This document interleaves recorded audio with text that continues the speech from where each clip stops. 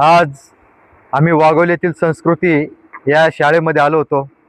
पालकांच्या तक्रारी होत्या की या शाळेमध्ये ट्रान्सपोर्ट कंपल्सरी केलं आहे।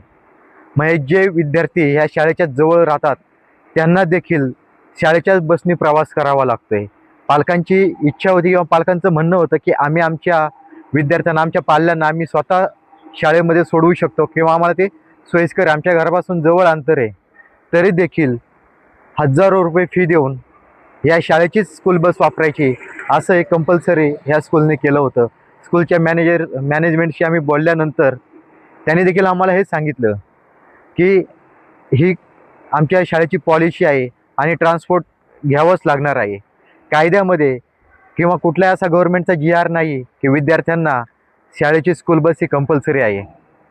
आम्ही त्यांना सांगितलं आहे, 7 दिवसांची मुदत दिलेली आहे, 7 दिवसामध्ये हे बंद करा, अन्यथा आम्ही आमच्या पद्धतीने जी काय ॲक्शन घ्यायची ती ॲक्शन घेऊच।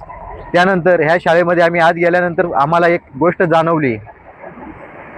पॉश ॲक्टनुसार प्रत्येक आस्थापनेमध्ये ज्या ठिकाणी 10 पेक्षा अधिक कर्मचारी काम करतात अशा ठिकाणी महिलांच्या सुरक्षेसाठी, महिला कर्मचाऱ्यांच्या सुरक्षेसाठी किंवा कामाच्या ठिकाणी त्यांच्यावर लैंगिक शोषण किंवा लैंगिक अत्याचार होऊ नये यासाठी एक ICC कमिटी तयार करावी लागते।